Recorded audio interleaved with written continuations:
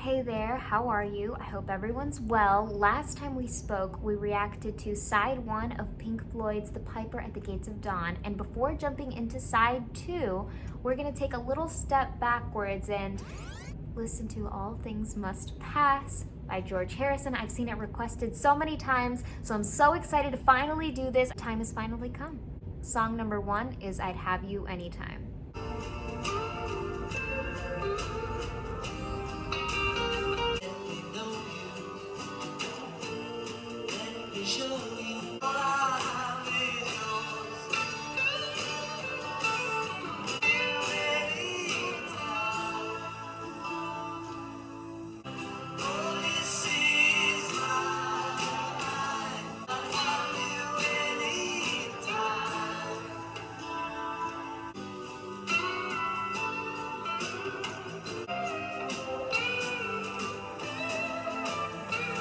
That was so beautiful and mellow and vibey, which is a funny thing to say because there were vibes, literally the vibraphone playing throughout, which probably added to that whole calm, cool feeling. And I felt showered with all of the beautiful affirmations and all the wonderful words that he sings throughout the song. The whole thing, all in all, gorgeous.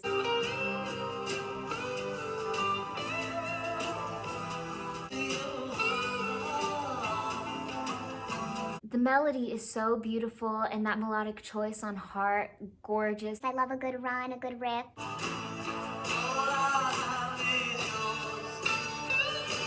I love this big build up and this amp up right here because so far we've had a very easy, gentle acoustic guitar, and then we have moments where that electric guitar shines through. And at this moment, it feels like everything's being kicked up a notch. Even the vocal, it feels like more emphasis is being added on.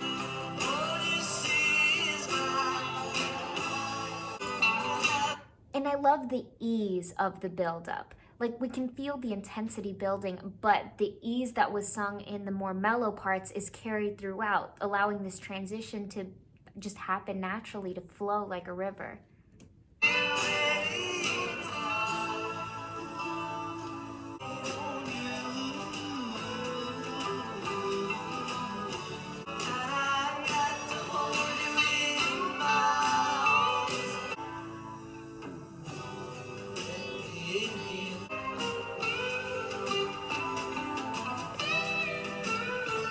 I love whenever we have those chord changes that are guided by the vibraphone. It gives it a very chilled feeling, although still very magical, like late night at a lake that's filled with blue lights. We have that percussion ringing on till the end. So beautiful. What a way to start. Something tells me we're in for a polar opposite experience than the one we had with the Piper at the Gates of Dawn. I think All Things Must Pass is going to be just slightly different. Song number two, we've got My Sweet Lord.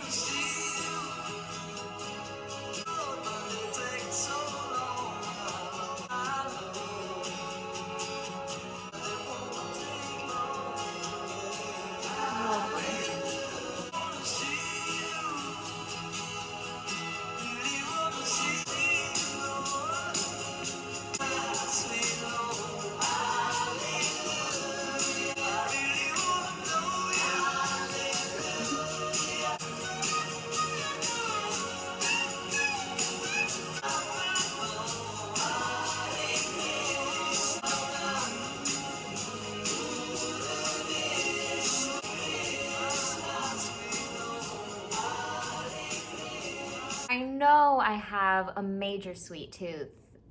Something else you gotta know about me is I have a big sweet ear.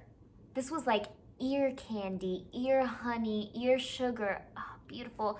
My heart felt like it skipped a beat somewhere in between the changing of the chords. Like every time we went from a minor chord to a major chord, it just opened up and felt so bright. And then when we would go into those sevenths, that's when my heart just stopped altogether. And that tambourine, and the fullness in the acoustic guitar is just so beautiful, so transcendent.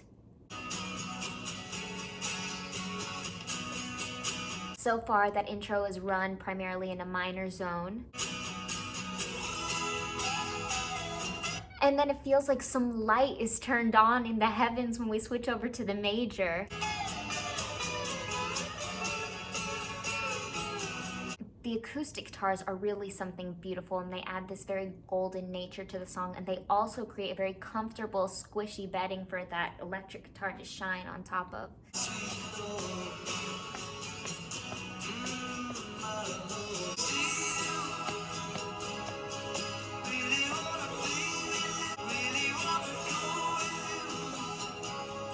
But it won't take long, my lord. I just love the melodic line in that vocal moment so much. Oh my gosh, in the delivery, there's so much passion and there's so much restraint at the same time. Here's where the chord changes start getting really, really vibrant. That seventh. That one, but that's the one that sends me so hard. And then when that seventh kicks in, oh my gosh, something bites my soul, because then the percussion is added and the song just takes off into another world, as if it wasn't already existing in a magical realm. This is just something from a marshmallow cotton candy cloud in a dream. Song number 3, we've got Wawa, which kind of sounds like I'm saying water to a baby. Maybe I'm saying it wrong.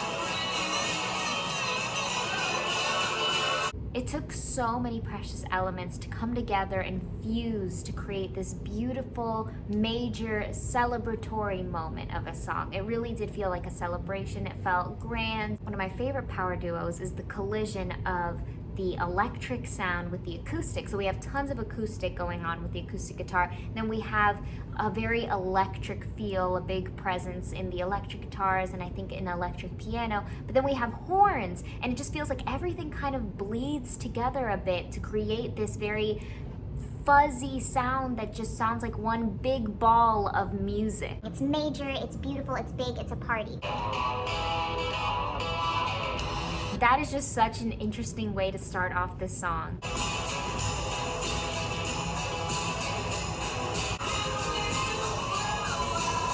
Also, the way that the voice is mixed in, it sounds very deep and hidden within the track. It's mixed in almost under thousands of layers of a filter that just blocks it off, but it creates this illusion that only the sweetest part gets pulled forward.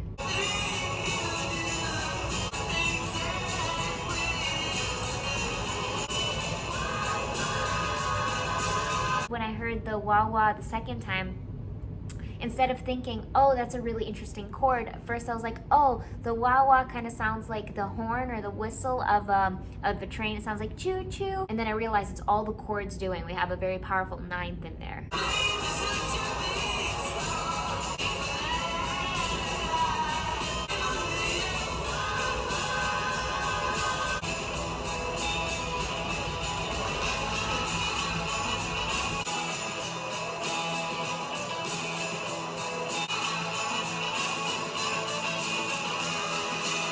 It's just such a big celebratory moment whenever horns come in or trumpets come in. It's just, to me, it's mind-blowing.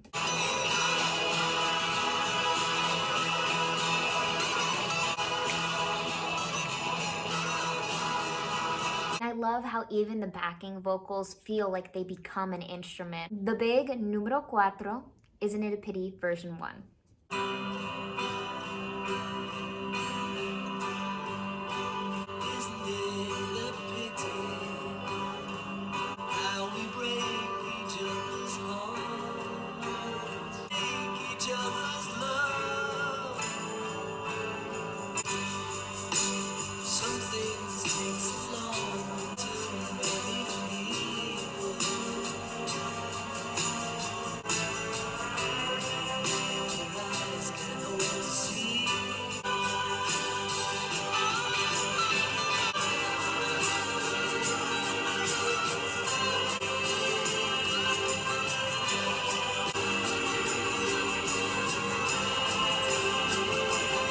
This one was a bit of a longer one, and that's something I've noticed with this album. He gives us long, beautiful pieces of work, and with this song, it feels like there was a heavy reliance on very dissonant moments, biting moments, like we had a lot of sevenths, and there was a sequencing of repetition with diminished seventh, and it created this warped kind of falling, a little bit trippy sensation that was also accompanied by the slide guitar that made that prolonged slide effect that kind of led us into each note that felt down, down, down, held each note into the next, and just the whole thing was beautiful. Big emphasis on the acoustic yet again, and I was really drawn toward the orchestral arrangement. My ear was really drawn to the choral arrangement, especially the lower voices, because I feel like it paired really nicely with the bass of the song too. Just felt very prominent at certain points, and it really drove the point home.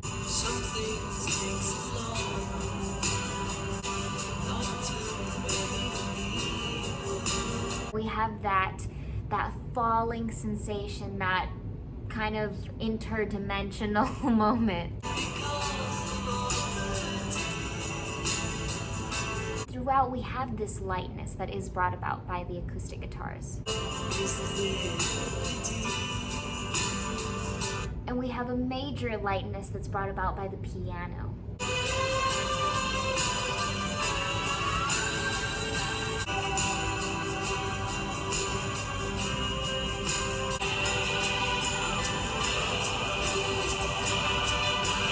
You can just hear how the choral arrangement and the orchestration just fuse and create this beautiful sound like a ribbon.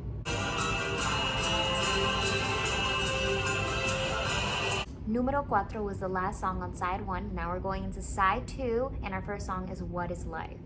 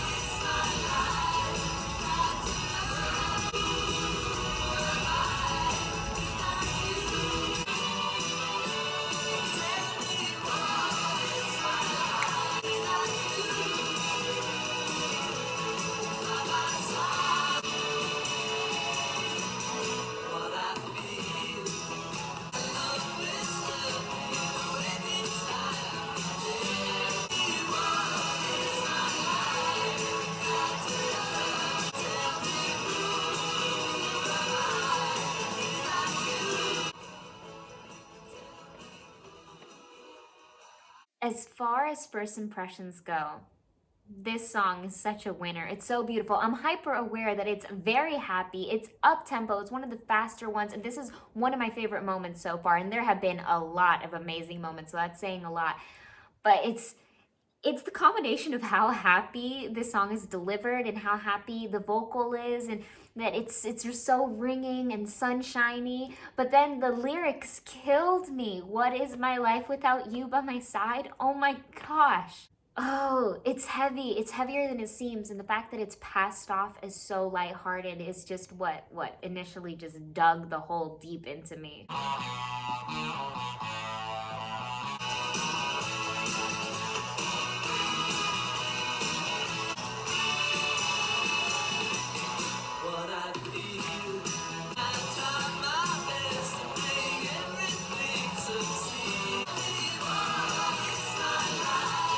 And I just love how the chorus picks up and opens up so brightly.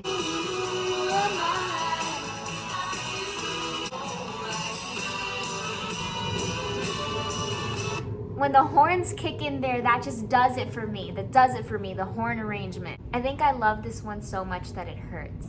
Does that make any sense? We've got number 2 on side 2, which is If Not For You.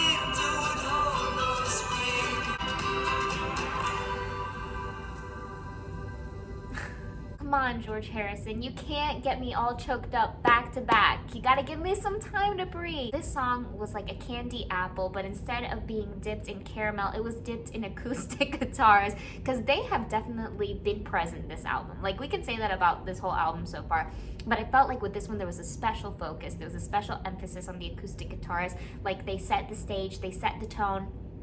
Perhaps it was because of that downward riff that keeps going on in the guitars. That strum is so beautiful.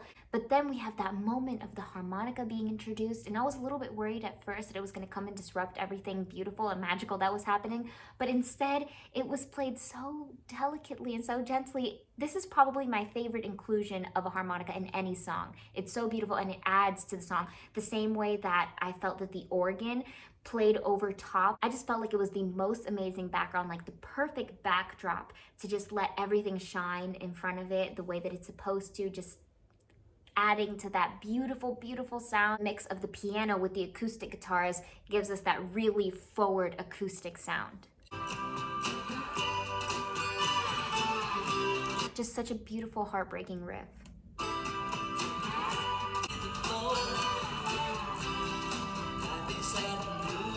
This is also one of the first times that I feel the voice is a little more forward than it has been.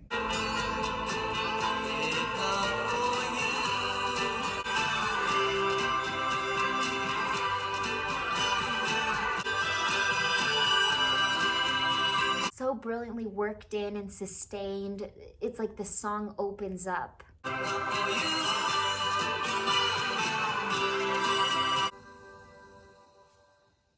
And everything comes together, and there at the tail end you can hear everything ringing out, everything on its own, standing on its own strand, just walking away from the creation that they just put together. Number 3 on side 2 is Behind That Locked Door. Why are you still crying? Let me take them from you. This world's waiting for. Please, please, from behind that door, start smiling.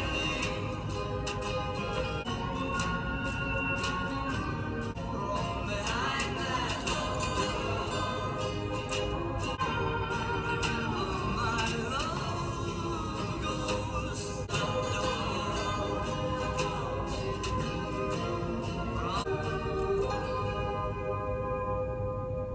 I really loved how the drums kept pulling us forward with this song. I felt like without that, it could have been a little bit more laggy, but no, just stayed in a very sweet spot. And I love how they work in the special elements where they incorporate an angelic instrument to just disrupt the sound. And they don't make it abrupt, they don't make it horrible and too disruptive. It just is like threading a needle so perfectly and finely.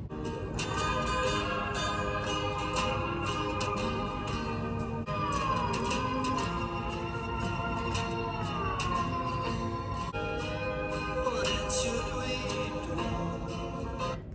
What else should we do? Moving right along to numero 4 on side 2 is Let It Down. Sounds kind of familiar. Let it be? I don't know. Let it down.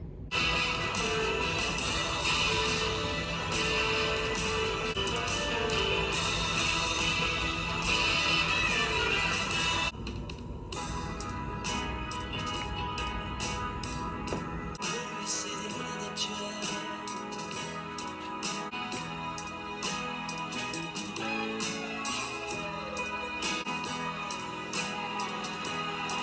When I knew just so you looking at me. Let it down.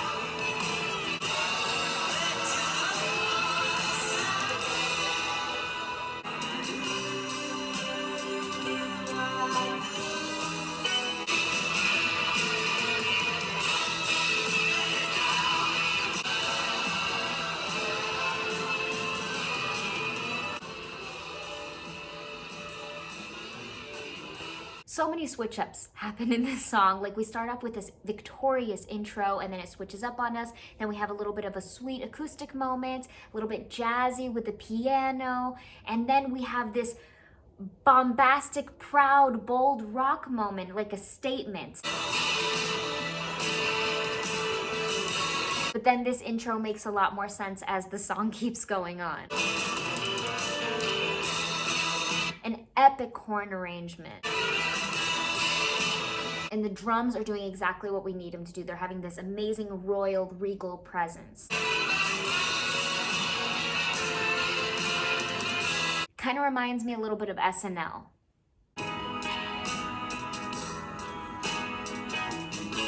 A little bit more vibey nature, and then a lot of open chord, just wide open, but it walks that line of being drifty, and then it also sounds a little bit Bee Gees-esque. A lot of colorful chord choices, very open, very ringing. We have 9. We have some sus chords to add to that ringing nature.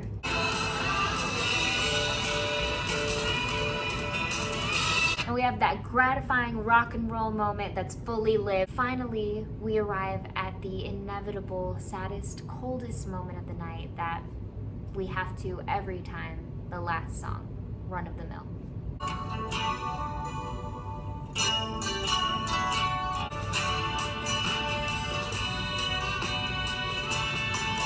Everyone has choice, not to raise their voice.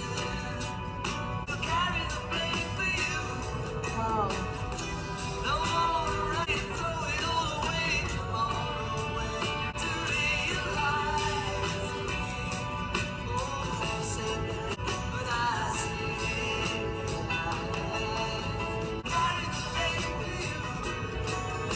Yes, I will.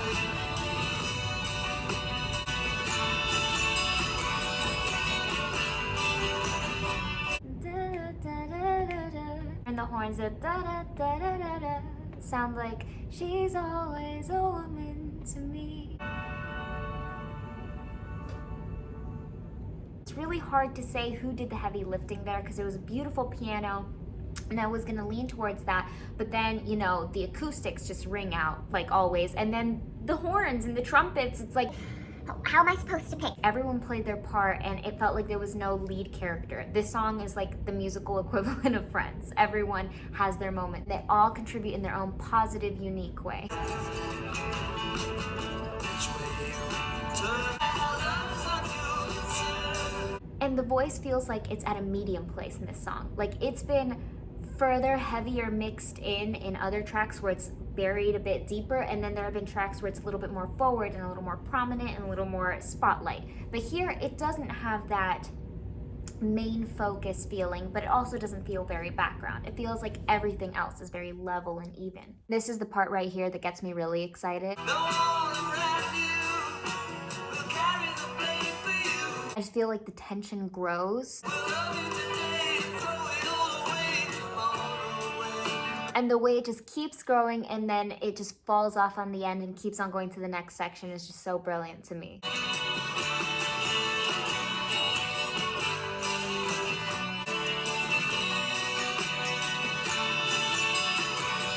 So this is going to be a 3-part series. This was part 1, sides 1 and 2. I'm aware there's still sides 3 through 6 to go, and those will be in the next 2 videos, or whenever they come out, but those will be 2 separate videos. The next video of All Things Must Pass will be side 3 and 4, and then the one after that, 5 and 6. Right now, things are a little bit up in the air, and that's kind of exciting. I hope that you enjoy your night and you take it easy.